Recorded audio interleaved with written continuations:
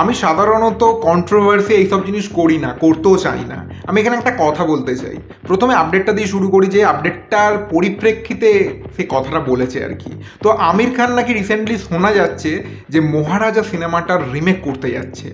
তো এটা সত্যি সত্যি একটা বাজে ডিসিশন, কারণ মহারাজা সিনেমাটা যেরকম, আমি তো রিভিউ দেবো আপনাদের, রিমেক ভাই দরকার পড়ে না। ওই সিনেমাটার তো ক্লাইম্যাক্সটাই সব, এবং এই সিনেমাটার গল্প যে বিরাট কিছু তা নয়, কিন্তু এর যে স্ক্রিন প্লে সেটাতেই সিনেমাটা পুরোপুরি দাঁড়িয়ে এবং তার টুইস্টে। এবং এখানে যদি টুইস্ট চেঞ্জ করে বা অন্য কিছু করে, সেখানে তো ভাই ঘেটে ঘনা করে দেয়। তো আমির খান কেন করতে চাইছে আমি জানি না। লাল সিং চাড্ডার পর তার আবারও এরকম ডিসিশন, ভাই মানা যায় না এগুলো।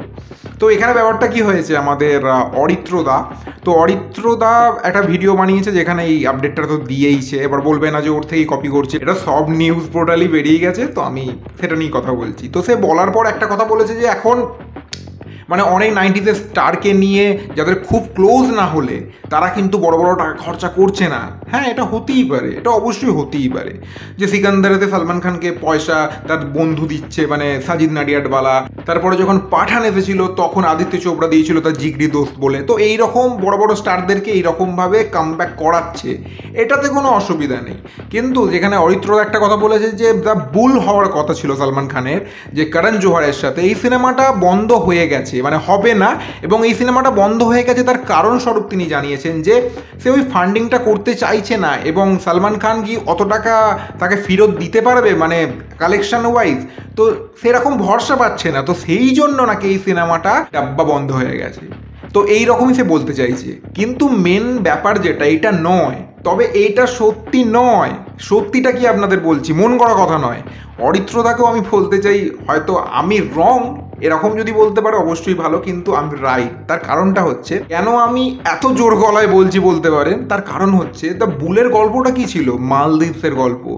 আমাদের ইন্ডিয়ানরা মানে ইন্ডিয়ান সোলজার একসময় মালদ্বীপকে বাঁচিয়েছিল, মানে অন্য দেশ অ্যাটাক করেছিল তার উপর, এবং সেখানে কোনো দেশ হেল্প করছিল না, ইন্ডিয়া হেল্প করেছিল। এবং সেই রেস্কিউ মিশনটা মানে মনে রাখার মতো ছিল।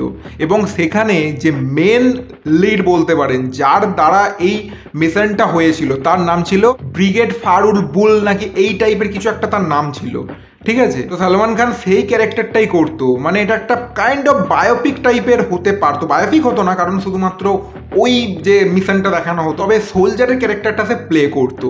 তো এবার ব্যাপারটা কি হয়েছে, কিছু মাস আগে আপনারা জানেন যে এই মালদ্বীপস নিয়ে ইন্ডিয়ার সাথে একটা দ্বন্দ্ব তো হচ্ছিলই, টুইটারেতে বহুত বাওয়াল হয়েছে।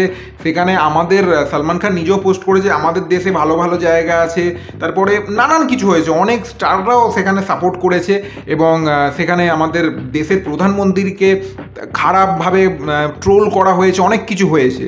তো এবার ব্যাপার কি ভাবুন, আপনাকে যদি এবার এই সিনেমাটা দেখানো হয় এরপর, মানে আমাদের তো ইন্ডিয়ানরা এমনিতেই মালদ্বীপ যেতে চাইছিল না, আমাদের খারাপ লাগছিল, লাগাটা স্বাভাবিক। দেখুন, প্রধানমন্ত্রী আমাদের দেশের, আমাদের দেশকে ছোট করা হচ্ছে, সে কোন পার্টি থেকে বিলং করে এটা কিন্তু বড় কথা নয়, সে প্রধানমন্ত্রী আমাদের দেশের, তাকে খারাপ বললে আমাদেরও খারাপ লাগে, ঠিক আছে।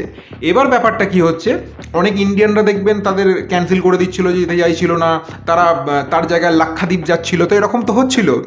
তো এবার ব্যাপারটা কি হয়, যদি সিনেমাটা হয় তাহলে সিনেমার গল্পটা কি, যে আমাদের ইন্ডিয়ান সোলজার বাঁচিয়েছে মালদ্বীপসের প্রেসিডেন্টকে, তাহলে ওই কেসটা তো ওই রকমই হয়ে গেল, মানে টাইগার 3-তে পাকিস্তানের প্রেসিডেন্টকে বাঁচানো, যেটা আমাদের ইন্ডিয়ানদের একদমই হজম হবে না। আর এই সময় যেরকম সিনারিওতে দাঁড়িয়ে আছে, মানে একদমই মালদ্বীপসের লোকেদের পছন্দ হচ্ছে না, যেতে চাইছে না, সেখানে যদি এরকম ধরনের সিনেমা এখন চলে আসে, তাহলে কি ইন্ডিয়ান অডিয়েন্স এটাকে নেবে? এটা একটা বড় কোয়েশ্চেন মার্ক। তাহলে বুঝতে পারছেন, এই হয়েছে কেস। তো এই জন্য তারা এখন ওটা করতে চাইছে না, মানে পুরোপুরি সব কিছু ঠান্ডা হয়ে যাক, মানুষ ভুলে যাক, অনেকটা ঠিকঠাক হয়ে যাক, সব কিছু সম্পর্কটা ভালো হয়ে যাক, তখন করবে। এটাই হয়েছে মেন কারণ। এটা নয় যে ফান্ডিং হচ্ছে না, সালমান খান কি কতটা টাকা ব্যাক করে দিতে পারবে কালেকশন করে, তার জন্য হচ্ছে না, এটা নয়, এটা ভুল ধারণা, এটাই বলতে চাইছিলাম।